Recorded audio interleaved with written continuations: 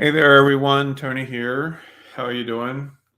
Um, Before we get into tonight's training, I want to share a couple quick updates. First of all, you may hear some talking and banging around and stuff like that in the background. We just had somebody show up to buy our ping pong table. You know, we're selling everything. Holy cow, it's crazy. But anyways, so they're going to be picking that up, and the door that they're going through is right under my office. So if you hear anything, sorry, that's just how it goes. Also, last week I talked about starting um, Nerd Unscripted up again as Unscripted and Magical Podcast.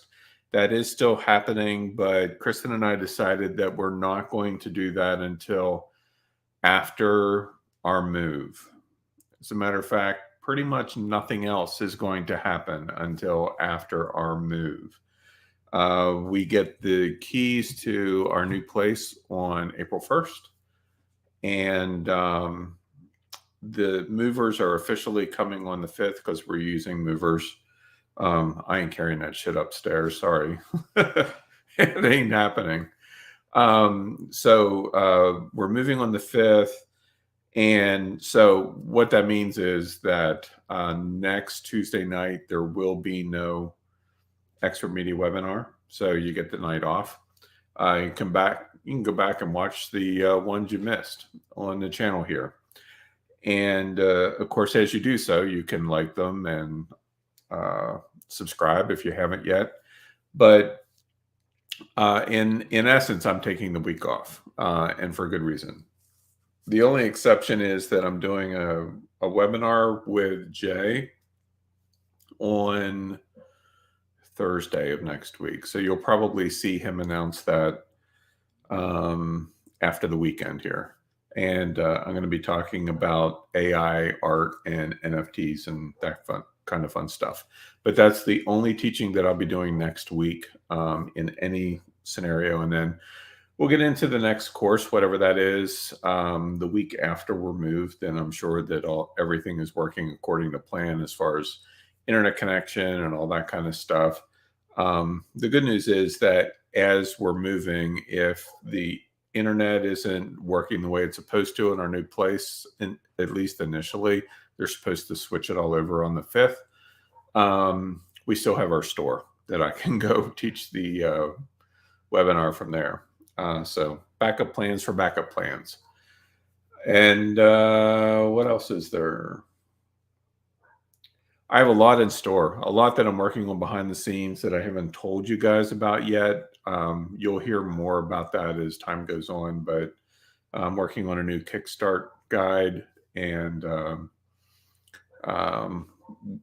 outlining 3 separate courses simultaneously, which is kind of interesting. But anyway, so that's kind of where things are with us.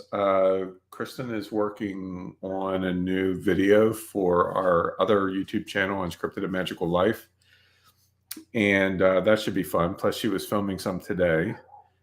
So there's 2 or 3 videos that we have planned for that's going to be coming out over the next few weeks. So that's going to be fun as well. If you haven't gone over there yet, you should check it out because we're basically filming and tracking our entire journey and transition from living here where we are now and what we're doing and the store and the stuff and all of that to eventually moving toward our full-time RV plan later this year. So anyway, that's it for me.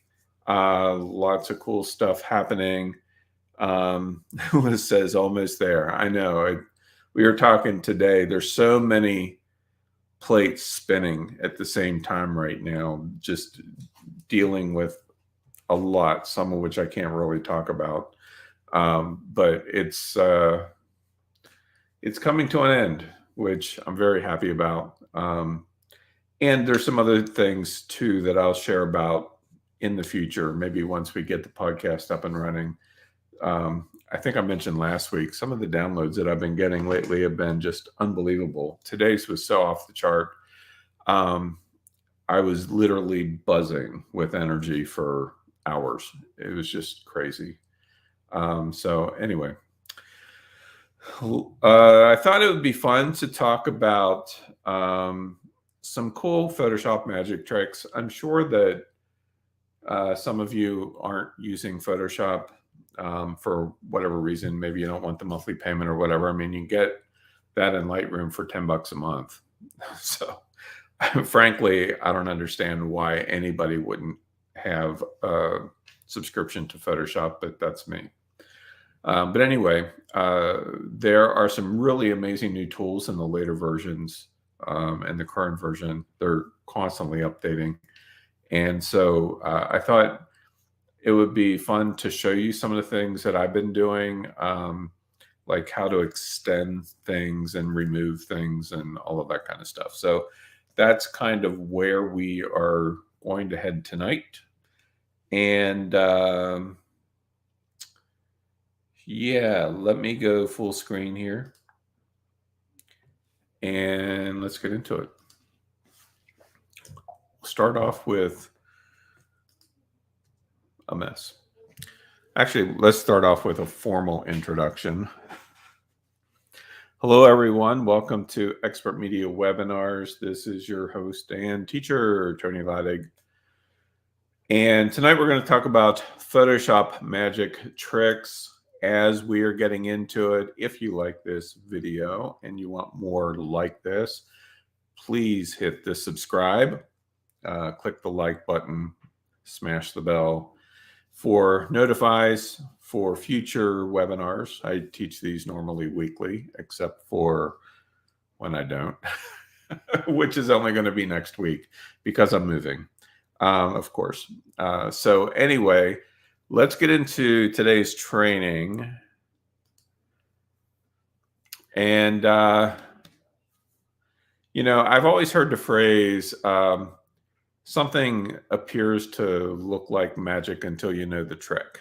And, you know, I love magic tricks. I always have. I'm not really great at them, but I love them. I'm more of a puzzles person too, but same rule applies, right? If you have these puzzles that seem impossible, they only seem impossible until you know the trick behind them. And so that's really the same is true with Photoshop. I noticed that Jessica was talking about how Photoshop has felt so overwhelming. And a lot of people think like that, which is why, I mean, there's things that Photoshop does that I don't even know, you know, plus they're constantly adding new tools. But what I found is that if you focus on one thing and just get used to that and the methodology behind it, and then go on to the next thing, you can start with Photoshop because it's been around for so long. You can dive in and just start playing with buttons and all that kind of stuff.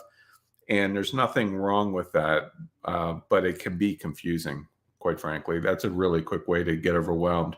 The good news is that there are a lot of great step-by-step video trainings on YouTube. There's classes on Skillshare and sites like that. And so definitely worthwhile. This is the kind of software program that really is the game changer that everyone says that it is, because when you understand how to make it do what you need it to do, the sky's the limit. And you can even replace that sky if you don't like it. So I personally got started with Photoshop with version 2.0 in 1992. We're at version 23 now, which is crazy. And I mean, honestly, version 2 sucked. It like back then, it didn't have layers or anything like that. I mean, it was very, very basic. I remember when 3.0 came out, it was like the whole world had changed, because that's when they introduced layers and stuff. I think it was 3.0, either 2.5 or 3.0, somewhere in there. But anyway, Photoshop is much different today than even what it was just a few years ago. One of the reasons why primarily is because of AI, right? Artificial intelligence. They called their AI Adobe Sensei. but it has a lot of different aspects to it, and how they use it in their various programs, not just Photoshop, but Sensei is in a lot of different programs that Adobe offers. And what I thought could be fun is to explore some of the latest features that have been added. And there are some pretty cool ones. There's so much that you can do. And maybe over the next little while, like maybe once a month or something, we'll have like a Photoshop feature where we'll take a look at different aspects of that software and how you can make it do cool things. Um, Jessica again mentioned brushes, and there's a lot of cool things that you can do with those. Tonight, we're primarily going to focus on subject select tools, patch tools, content aware tools, and Puppet Warp. And these are probably the tools that I use more than anything else these days. And matter of fact, I used a lot of these tools for the latest bear creation that I made it for the Oracle deck that I just started working on.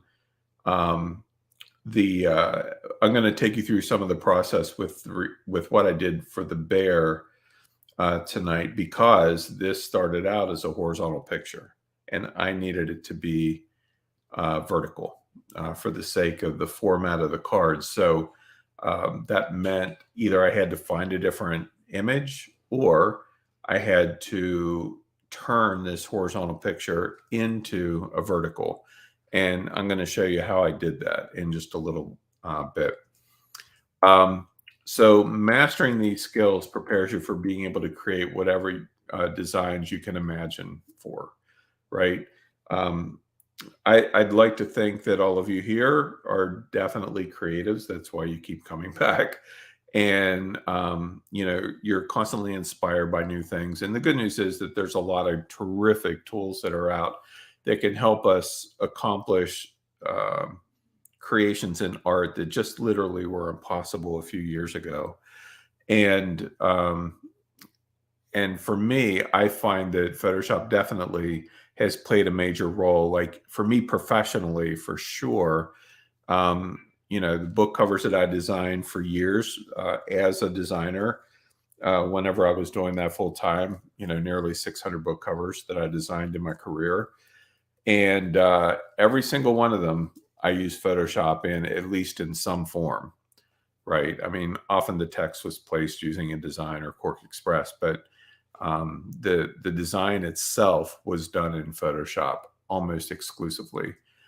Same with book illustrations, print-on-demand products, fine art prints, which we've been talking about more and more lately, right? And then even NFTs and the art that we're creating for NFTs, even if we're starting with something generated by AI, which I've been doing a lot, it still ends up in Photoshop for tweaking and fine tuning and compositing and all of that. Because like even that bear image that I showed you on the previous slide, like that's the result of 5 separate AI outputs. It's not just one image. There's 5 of them that I combined and composited together to create that final end result.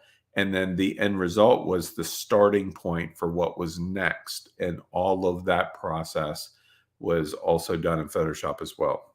So we're not going to get into all of those details today. That's for another course. But there's so much more that we can do beyond just the basic design things that we think about. I mean, there are some other programs out there, especially that Kristen uses these days, just because they're fast. Like if you want to create meme slides or something like that for Instagram or Facebook or whatever, quite frankly, in a lot of cases, it's faster to use something like Canva or something like that because they have templates set up to do that. But if you're looking for hardcore down and dirty design that can do just about anything, Photoshop is your software. Okay. So not only does using these new tools open new possibilities in your design, but they also speed up the creation process. And that's one thing that I found. I've been doing composites for years and years. And I'm willing to go the extra mile and put in the time it takes to design them. I mean, some of the composites I did for my grandkiddos years ago, it's like this one here for Charlie Bear, thing took me 6.5 hours to make. Now, with the technology that Photoshop has built in today, it would take me a third of that time. And same with this, is another composite that I did of Charlie. And, it's all built in Photoshop, just a matter of combining images. And so I love it. I mean, just what you can do, you're only limited by your imagination and creativity. So rather than just talk about what we can do, let's get into what we actually can do. So I'm going to switch over here to Photoshop.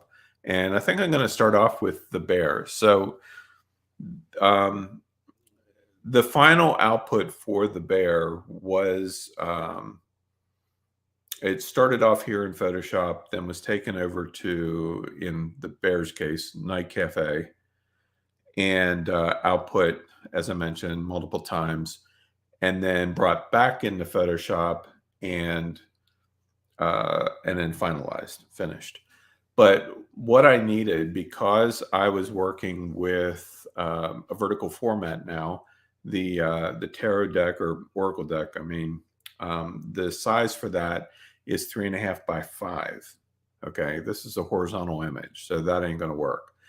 And so, just to kind of give you an idea of what I did, I actually am designing these cards at double size, so 7 by 10, and then of course, plus bleed. But just to kind of give you a little bit of the beginning parts of how I did it using some of these new tools, we'll start off with this bear, and I'm going to scale him first off to 300. And then for his width, I need 7. So it just pops it up slightly. All right. And so then the rest of it will be made up. Like right now, it's currently, let's see, 4.6. And I need that 4.6 to be 10. Now, of course, the AI will change a lot of how the bear appears, and that's fine.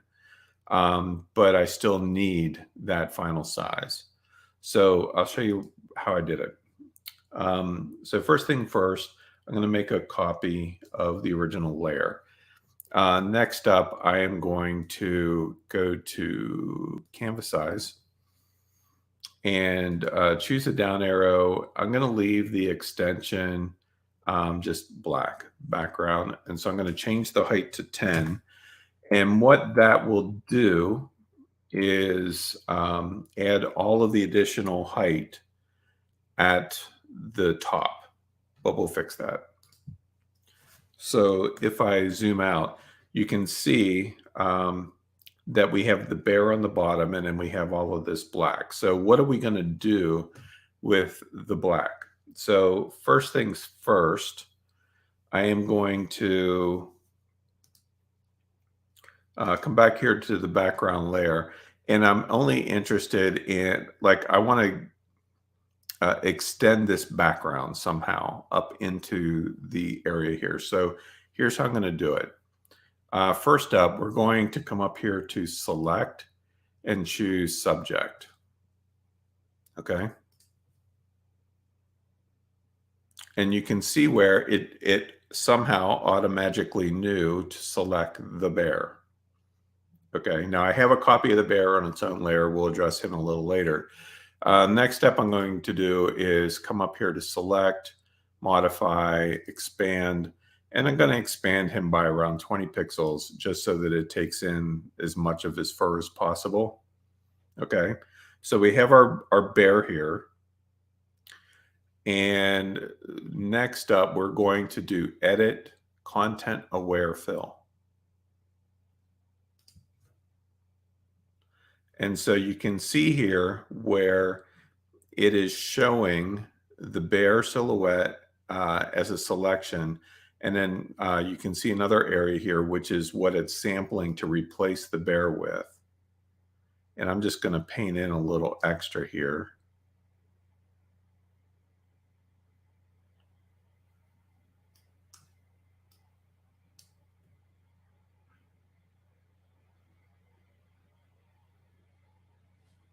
And actually, you know what? I probably should have done this first. Let's backtrack a little bit.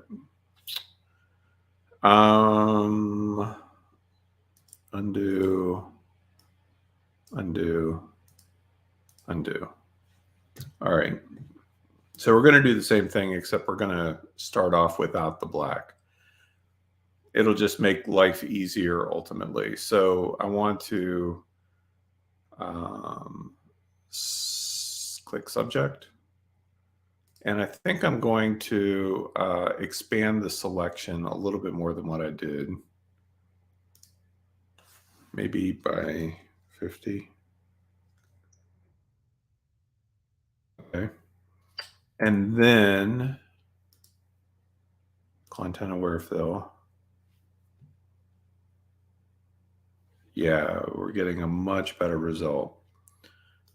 I'm going to just kind of paint it a little bit more of this so that it'll sample a little bit more. So basically what's happening is it's sampling these outside paint areas to fill in the blanks of where the bear is. You can see the end result here. It's not perfect, but I'll show you how to get it to perfect.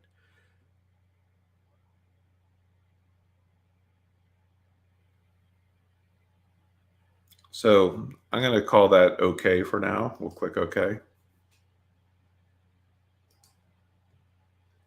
So you can see that it created a new layer that replaces the bear where the selection was. Now, it wasn't perfect. You can see where some of the bear's fur and everything is still shining through. So I'm going to make another copy of this background and merge these two together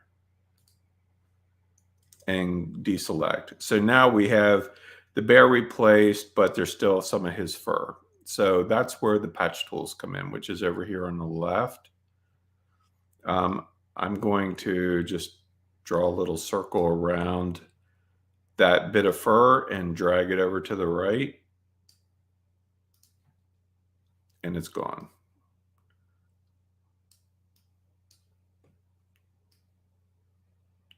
So now it's just a matter of going through, selecting the areas where the fur still is, and then allowing the patch tool to fill in the blanks, which is, it's all AI based, every bit of it. So that looks pretty good. Get that little spot out there. Oh wait, that's on my computer. Never mind. Maybe get that one right there. And so it auto blends everything together, which is super cool. Okay. And if we wanted to lessen this transition in here a little bit, like maybe this area right here, we can just move it up there and the software will blend it together. So that looks good. Now we are going to change our canvas size and put in 7 by 10. And so I'm going to select this area here. Actually, before we do that, let's make a copy, merge them together. And so I have this upper selection here. And again, I'm going to come back to content aware fill. And I'm just going to paint some of this area in here.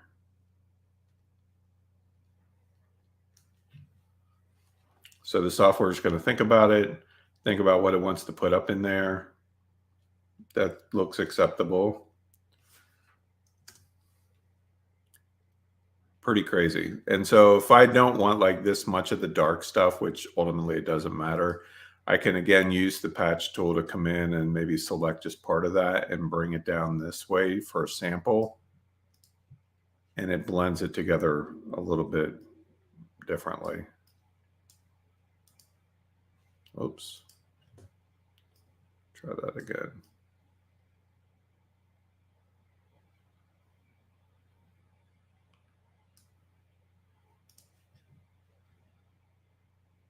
Not sure why that part happened.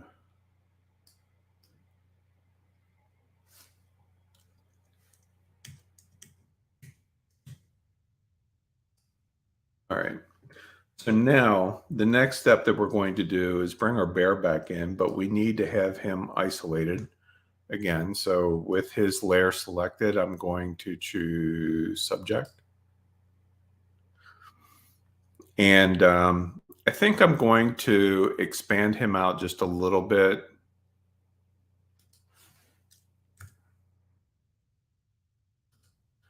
And also maybe put like a 5-pixel feather on it.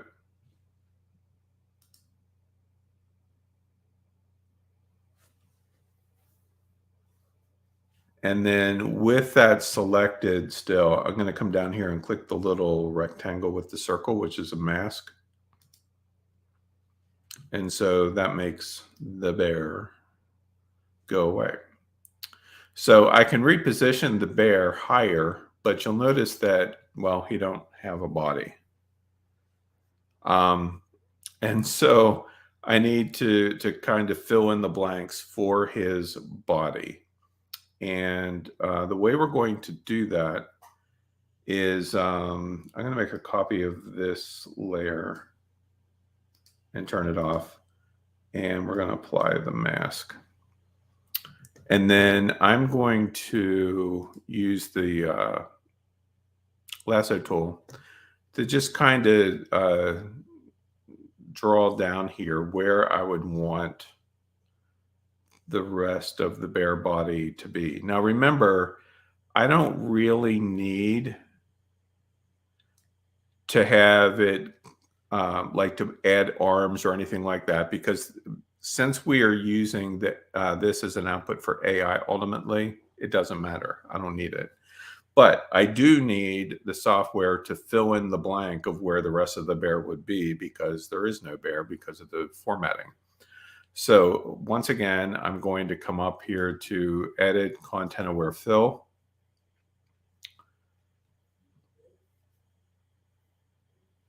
And you can see here how the software is determining to fill in the area that I selected. Kind of did a pretty decent job. So now I can combine these two together and go back to the patch tool and start making adjustments to make it look a little bit more random. Okay, so like where you can see obvious repeating patterns, I would just sample some of that. Now, another thing you might notice is that we have very rough edges where the bear has fur areas here. So one of the things that we will do to change that up is to use the clone stamping tool. Okay, so I can just come up here, click an access area, and then just kind of paint down so that we get the fringe fur and the highlight to show up. And we can do some of the similar kind of things over here on this side. Just kind of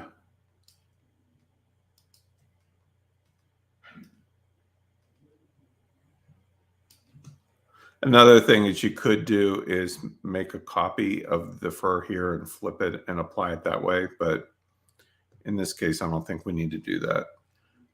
So I'm going to switch back to the patch tool. I think this area right here, I want to kind of change up a little bit. And maybe some of this area here.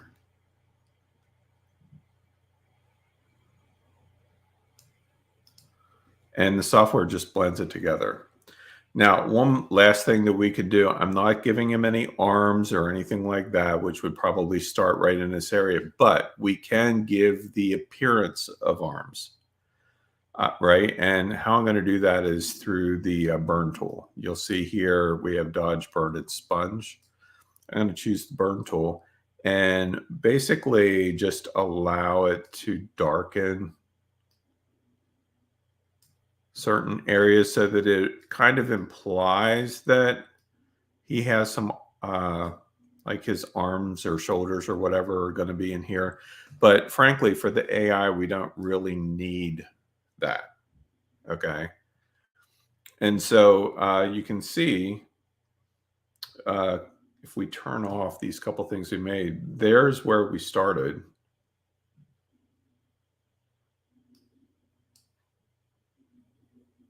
We don't need him. And there's where we ended up. And so then I can take this image, flatten it, and then do a save as for bare vertical. I spelled it wrong.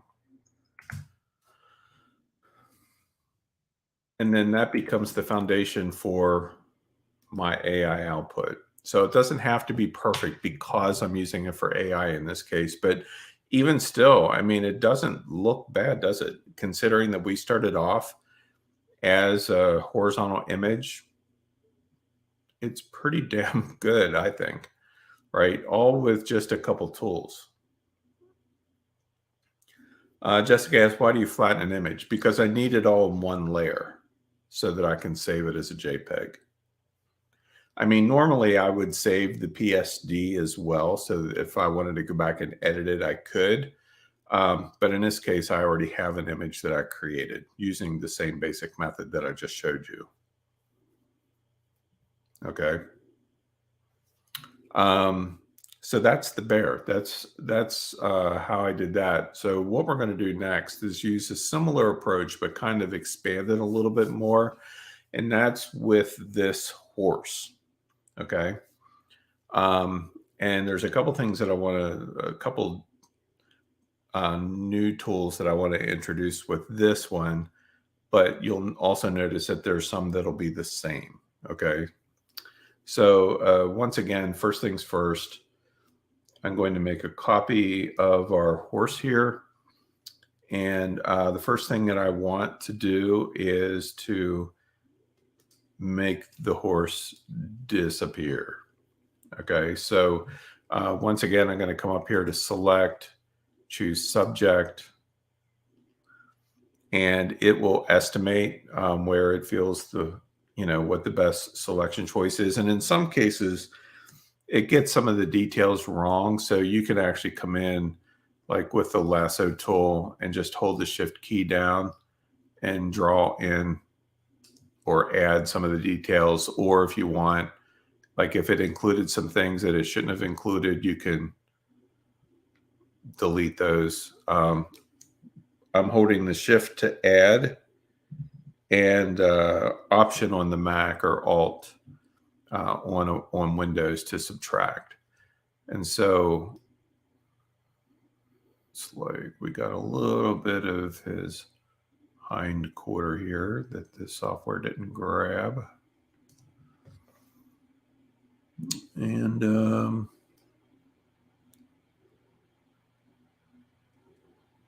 I'm not really going for perfection here. I'm going more for explanation, but I want it to be close.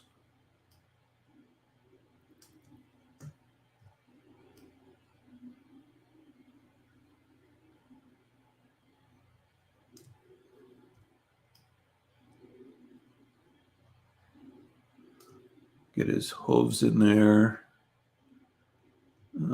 This one's pretty good. Just get that little bit there. And I think that one looks fine. Just get that one last piece. Okay, so actually, what I'm going to do is I'm going to mask him out. And then I'm going to command click the mask. And you'll see if I turn off the background, we just have the horse. Okay. But I'm going to turn him off. And then with the mask selected, we are going to come up to select and modify, expand.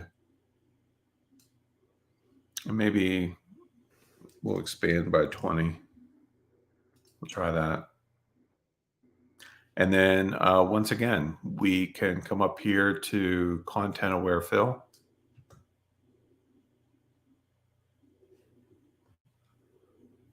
And yeah, horsey's gone. Now you'll notice that where it replaced the horse here in the back, it did not extend the fence across. So we could try to paint more of the area in here as a sample area to see if it would add in that fence, but it's not. So I'm going to undo that, and I'll show you a different way to put the fence back in. So I'm going to choose OK. And I'm going to make another copy of the background and then merge these two bad boys together and deselect. So all in all, it looks pretty decent. There's a couple things here and there that aren't perfect, but that's okay. We're going to go back to our patch tool, and I am going to select this area right through here.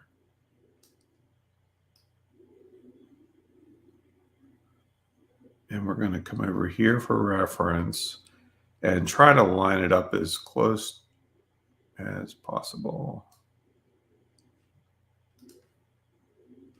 Not bad. A little bit of his hair here. And then we have this section right here. And we're going to sample that like so. And then you can see there's like a really sharp area here where the rest of it is kind of out of focus. So we're going to replace that section with that. And then right here, there's kind of another weird area.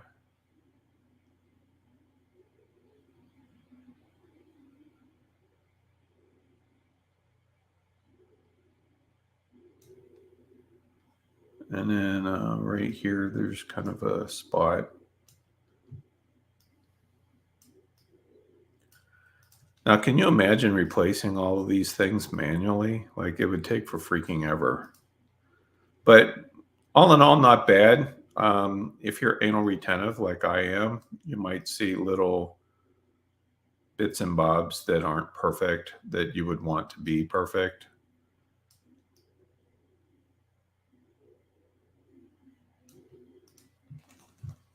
Not bad. So now if we turn the horse back on, we have the horse. But the good news is that we can do whatever we want with our horse, like move him to the center. Okay. And so now there's a couple additional things that we can do with this horse that is pretty cool. First off, I'm going to change him to a smart object so that we can work with him somewhat non-destructively. So if I right mouse click on that layer and choose convert to smart object, we have our horse. I'm also going to let's see. We have him selected already. I'm just trying to think of what all I want to do here. Well, I think for right now, what we're going to do is switch over to the Puppet Warp. So Puppet Warp gives us some interesting opportunities that otherwise we just would not have. Okay, so the way Puppet Warp works, you'll notice that the cursor looks like a little pin. Okay, and so what I can do is click and add pins to his foot. One here at his knee joint and one at his hoof. And check this out. I can rotate him around if I want, or holding the Option key down. Oops, don't get too carried away there. I can click this particular point, hold the Option key down, and you'll notice that we get this rotate thing happening. If I come down to this point and hold the Option key down,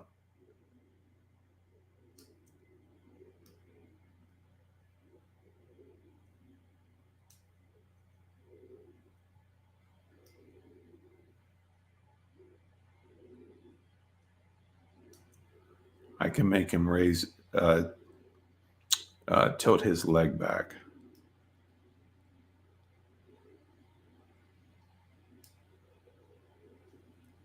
Okay, so let's, I have to apply it first. So if I apply before, after, or I guess we could do it this way.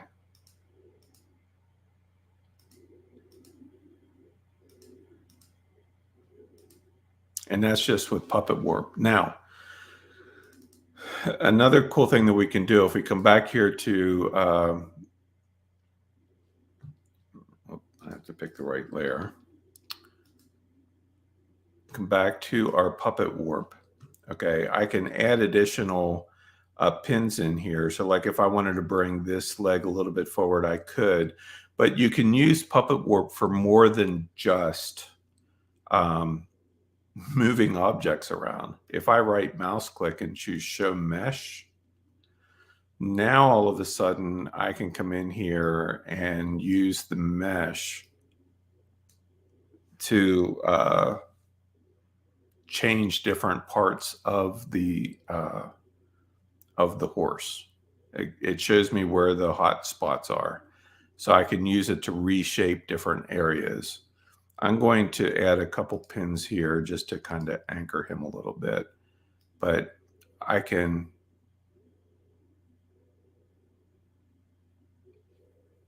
adjust him around however I want. And you'll notice that his feet are anchored because I added points.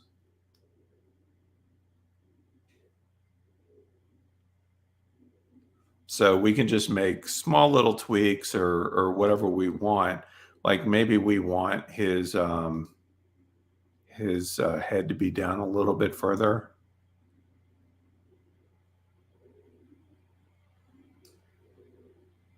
Just subtle changes. And then apply. Sorry. So you can see how, sorry, I have a hotspot on the lower right corner of my computer. And of course, because we have him on his own layer, you know, we can adjust him, tweak him, move him around however we see fit. It's just kind of crazy, at least in my humble opinion. And of course, just like what we saw before, one thing that we can also do, because we have the horse on his own layer, we can let's do canvas size, and the width, let's make it like 10 by 10.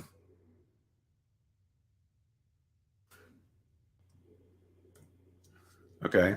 So one thing that I can do also is come into our background layer, and we can do content aware scale. So if I hold the shift key down, notice how it's scaling the background, but not the foreground.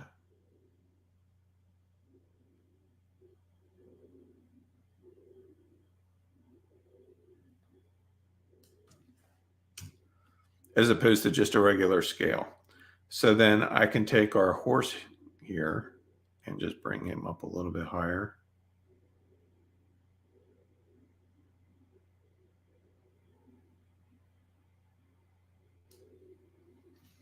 And, you know, completely changes the picture.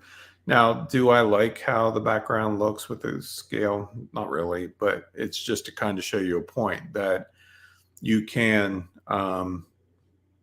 use content aware scale and the AI will fill in the blanks.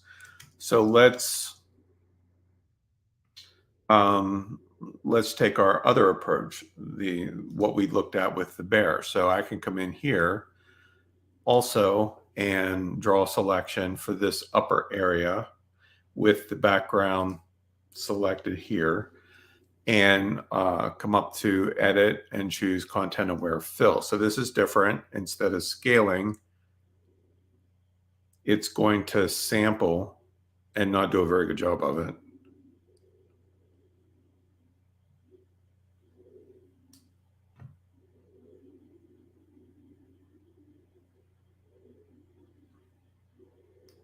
Yeah, I don't like how that looks at all.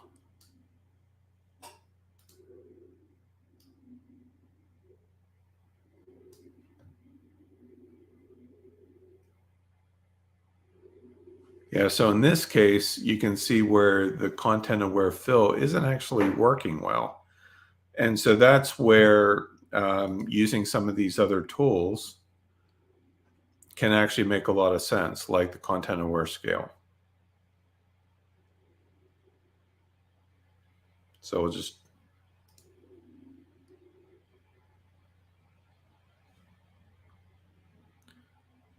the spinning cursor of death.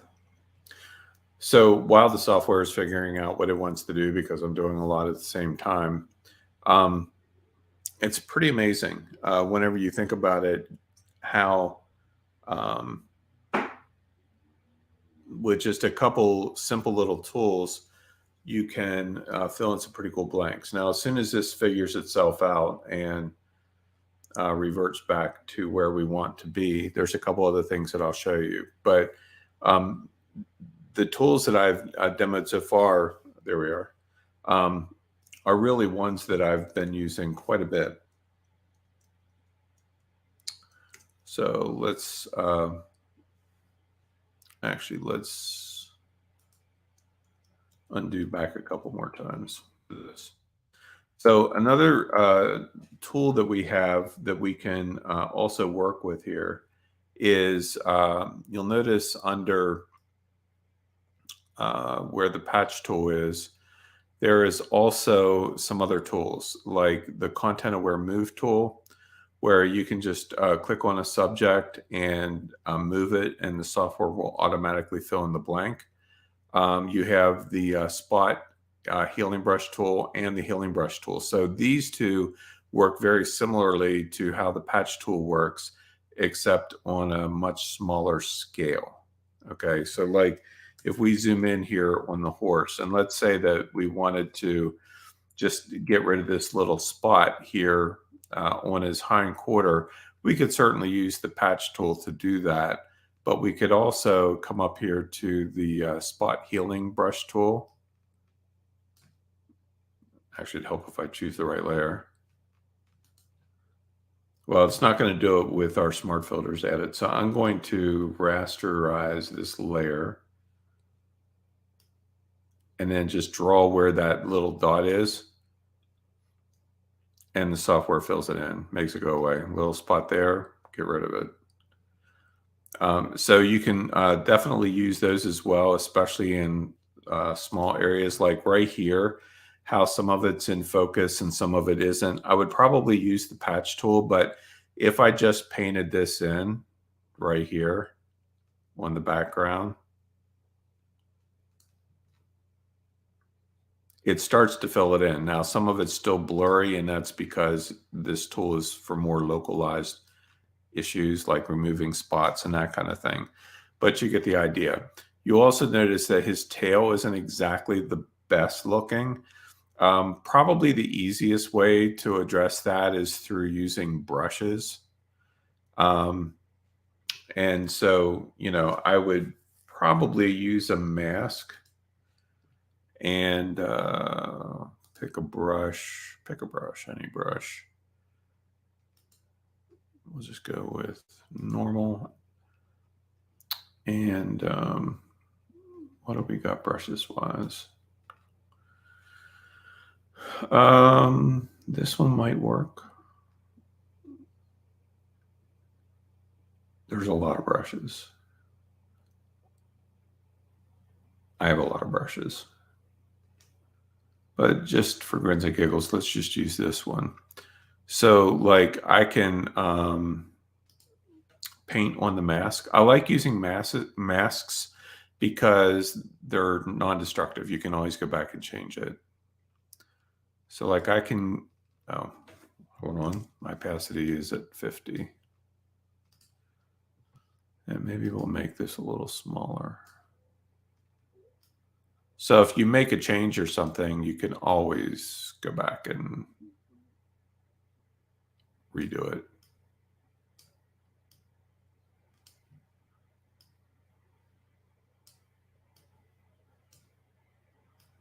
So I'm just using the brush to kind of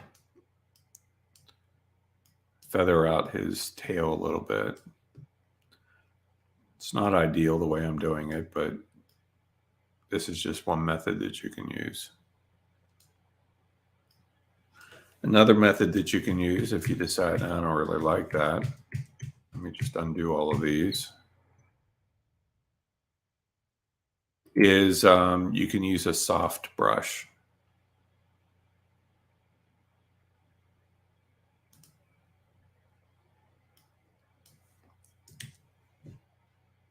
Put the mask back in here. And then just come in and kind of feather the different areas out.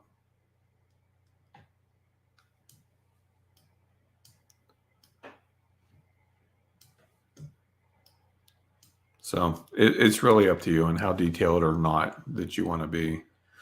But pretty powerful tools. Yeah, Debbie says you can find another tail that has transparency already. Yeah, absolutely. You can definitely do that as well. And that's what's cool about working with some of these layers. It just gives you a lot of flexibility in using some of these tools to fill in the blanks when otherwise it might be a lot more challenging. One other thing that I want to point out, something else that you can do. We'll go back here to the original. You'll notice that I selected the horse before by coming up here, choosing select and then subject. You can also select based on a color range or focus area, those kinds of things. But another tool that you also have is in the Magic Wand section, you have Object Selection Tool and Quick Selection Tool. So with Object Selection Tool, I can just draw a box around the subject that I want selected, in this case, the horse, and it figures it out. The other thing that I could do, and it's not 100% perfect, just like the previous one wasn't, the quick selection tool works pretty much the same way, except in this case, you are just dragging over the area. and the software is kind of playing along. If it selects too much, you can hold the Option key down and it subtracts. So I can just come up here where his ears are and say, nope. So I find that in selecting like subjects, like a main subject like this, it's not as ideal, but it does still work. So in most cases, I either use the object selection tool or select or subject. Because with subject, I don't have to do anything. I just come up here and choose select, subject, done. It's very fast.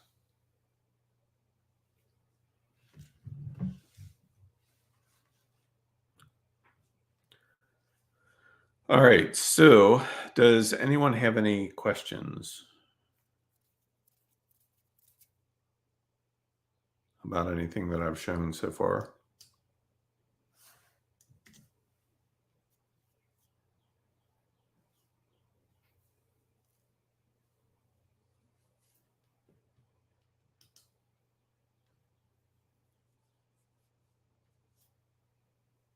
You're kind of quiet tonight.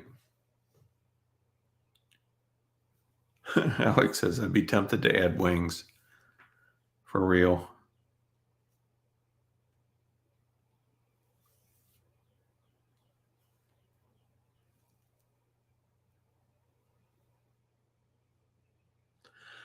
Vicky asks, could you create animations?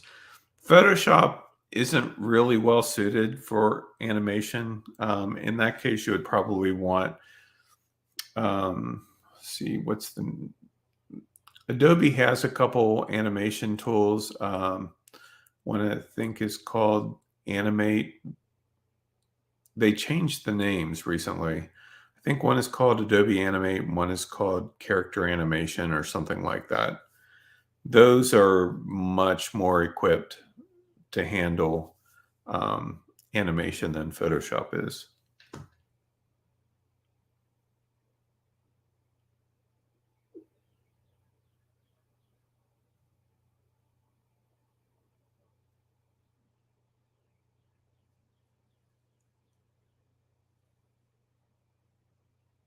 Yeah, and one thing that I do want to point out, like with the bear here, even though it's not perfect, although this one looks pretty dang good. Let's see if I can find it.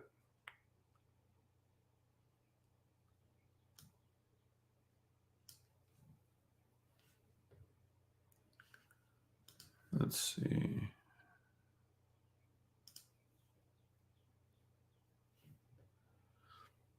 You can see here, these are the different layers that I used to create this. I'm trying to find.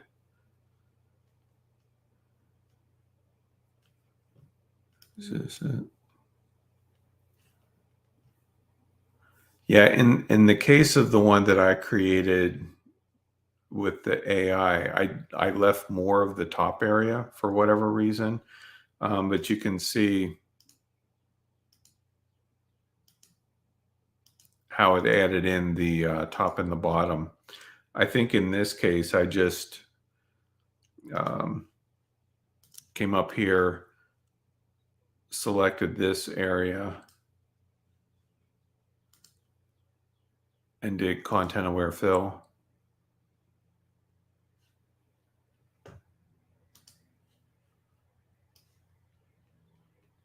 Select this area, content aware fill.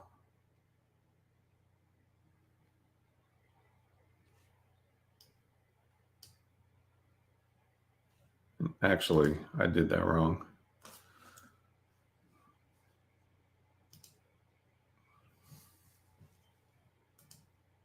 Had a wrong layer selected.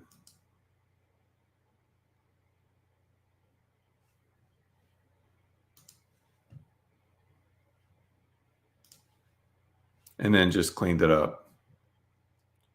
Like the little dots here and here. So I think that's what I did initially with the bear. I showed you kind of a slightly longer approach to it, but that's okay. And then the next step that I did, I ran it through the software, that final image. And I thought I used 5, but I guess I only used 4 different renders and combined them together, but they were at low res, but that doesn't matter. So I built the image, the core image off of the AI outputs, flattened it, and then scaled it up and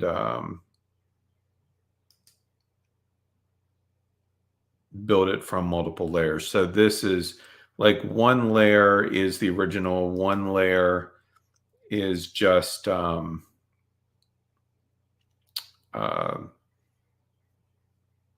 with the oil paint applied. One layer is with Jixi Pix Pastello Pro applied. And then this layer is a copy of the original to paint his eyes and nose back in. So there were essentially 3 sets of steps used to create this final image. One was to convert the bear into vertical form and then use that final output image with Night Cafe. And then to take the various outputs from Night Cafe, multiple renders, and assemble them together into something that I really liked. And then flatten that. So that's second set of steps. And then I upscaled it here using the Neural filters, Neural filters, the super zoom I used to scale it up to the size that I needed. And then I applied, let's see, Stylize oil paint, and then Pastello Pro from Jixi Pix, and then, like I said, combine them all together.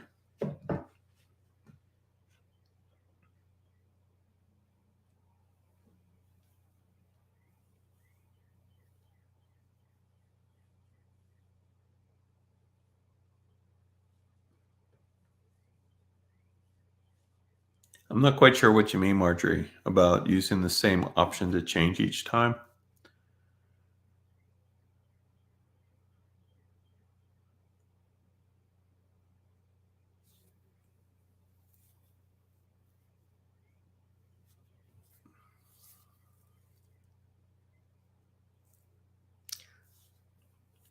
But with the upcoming Oracle illustrations that I'm creating for this particular deck, this is the core process of how I'm going to be creating all of them for the sake of consistency. I'm not going to share all my secrets tonight, but you get the idea. And actually, one thing that I did do, because there was extra area here in the top, in the final output, I have a 1-inch, well, it's double size, keep that in mind, a 1-inch bar across the bottom, which is where the type and everything goes. So I actually scooted this entire image up 1 inch so that there's not as much of the top area.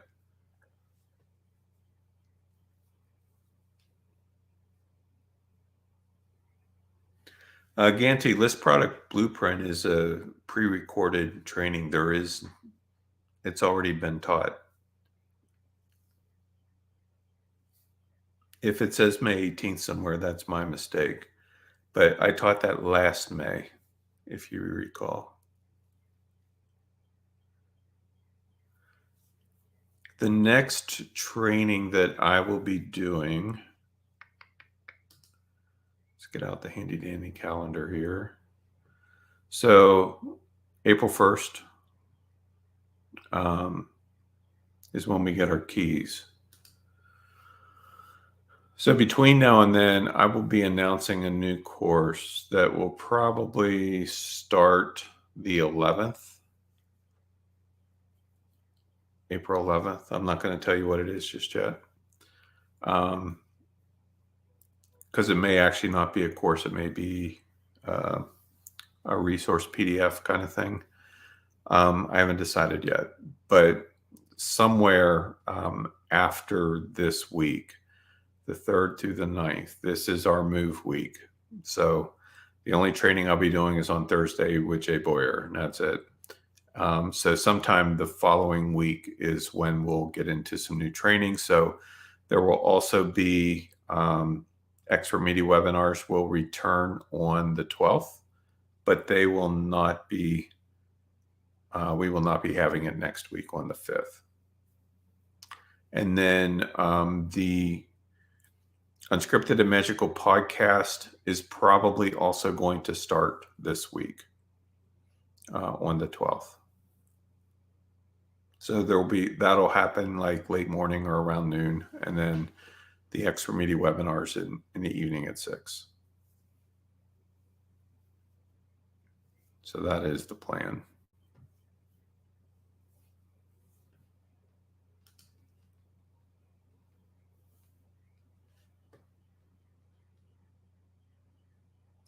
Yeah, if it says May 18th, Ganti, that's my bad.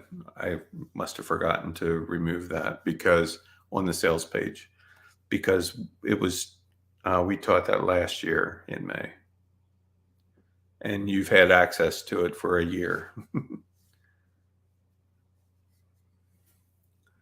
Doesn't make it any less awesome. Ellen says, don't be overdoing. Moving takes a lot of energy. It does. I mean, we're not physically moving ourselves, like the stuff ourselves. We hired movers to do that. And then we hired another group of guys, the furniture place where we bought our massage chair and our couch and everything. They are coming to disassemble that and move it and reassemble it again. So we're not going to be lifting anything, but we still have to unpack and organize and all that kind of stuff. And Debbie says, did you finally get your house sold? Yes. And the inspection went smooth. The appraisal went smooth. It came back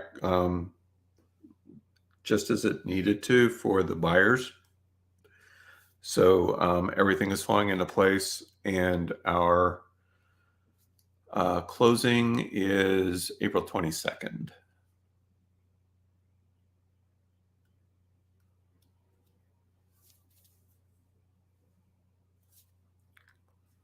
So that'll be awesome. Frankly, I'm looking forward to it because I've been in this house since we built it back in 1995, 96, 95, somewhere in around there. Raised my girls here, all that kind of stuff. And then Kristen and I got together and we built on a lot more. But kind of over it, just ready for the next chapter. And the cool thing is that in our move, and I'll move week next week, my birthday is right in the middle of it. So that's exciting. But anyway, yeah, I'm ready for the next chapter. The next chapter, like we've shared some basic stuff of what we're doing next, but there's a whole lot that I haven't talked about yet that is so over the top outrageous that wait till you hear it's crazy. Some of the stuff. Debbie says 29 and holding. Not really. It's more the idea that came to me as far as how to look at it was Tony 6.0, because I turned 60 this year. It doesn't even seem like a real number, but I'm looking at it as Tony 6.0 because literally we are reinventing our entire lives, which is crazy. Most people would never do what we're doing, but we're not most people. So I like it.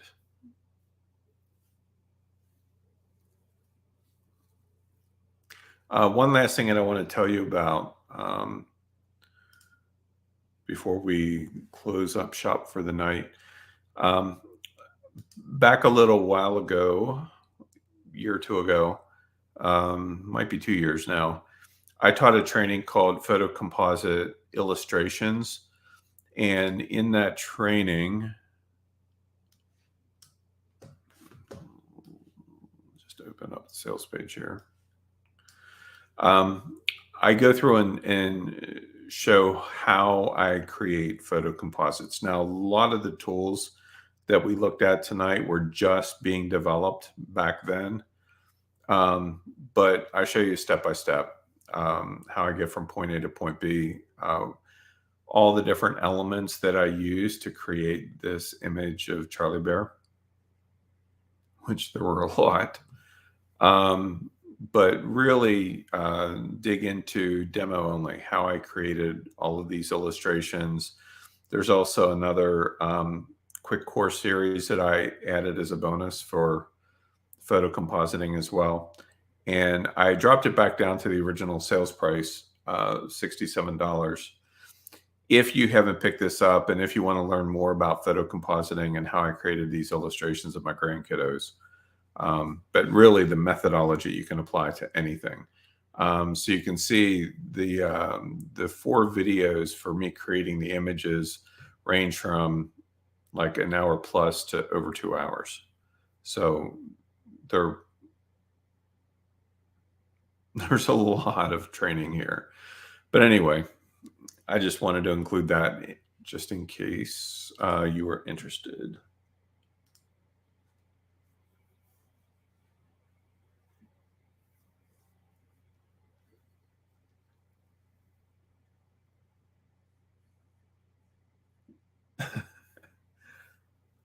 Ganty says that he'll be 75 this year.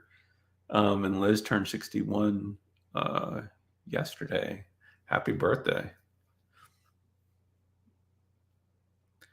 And Mark is 6.5. I didn't realize that, dude.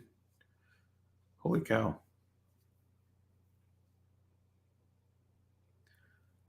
Oh, awesome, Mark. Prices and picks is something that I'm interested in.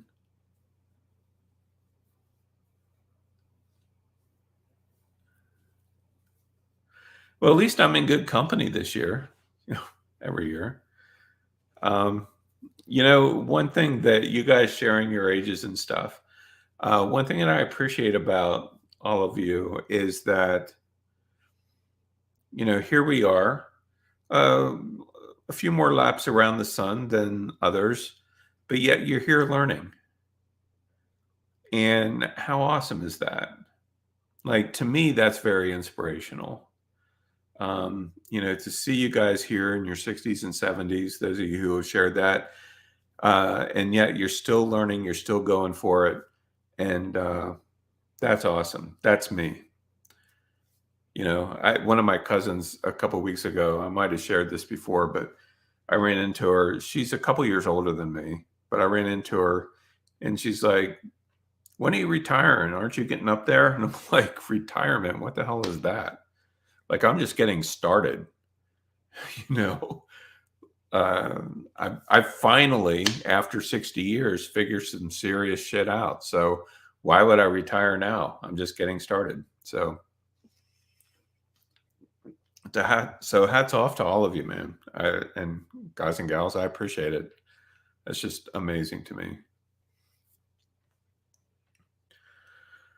All right. Well, thank you all very much. And as I said earlier, and as was shared before, if you haven't liked this video, what are you waiting for? Come on. But seriously, if you would like this video, it definitely helps me out. If you haven't subscribed to my channel yet, please do so. I'm getting close to where I can actually monetize this channel. I think I need 1,000 hours of view time yet or something like that. But anyway, after the move and we get settled in and everything, I am planning on posting more to this channel other than just our weekly trainings, which those are fun, of course, every Tuesday. But I have so much content that I can still post hundreds and hundreds and hundreds of videos that I can draw from, and I'm planning on doing that. So, yep, that should get me to where I need to be. Yeah, I think it's about. I think you need 2,000 hours of watch time to get monetized, and I'm over 1,000. So I'll get there in a couple weeks. Not that I'll really make a lot off of it, but hey. Vicky says, "You're a great teacher. You love it and it shows." Well, thanks. I do love it. And I have no, I mean, yes, we're going to be gearing up Magical Bear a lot more. And those of you who are in the behind the scenes, you just wait. Um, there's just things I'm not sharing yet, but we're going to be giving a huge focus to Magical Bear and some other things with that. But I have no intention of stopping creating courses as long as people want to learn. I am happy to teach. So, anyway, thank you all very much for joining me here tonight, and I will see you in 2 weeks at 6 p.m. on Tuesday. So, good night, everyone.